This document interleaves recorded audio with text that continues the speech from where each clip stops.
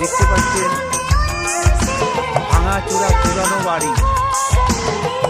এটা একটা ভূতের ভয়ঙ্কর বাড়ি।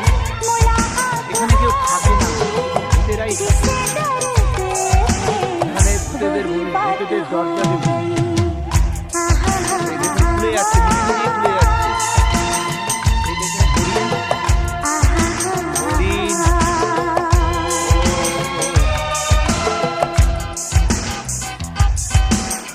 হরিণ না, এটা কিন্তু হরিণ না, ঠিক আছে?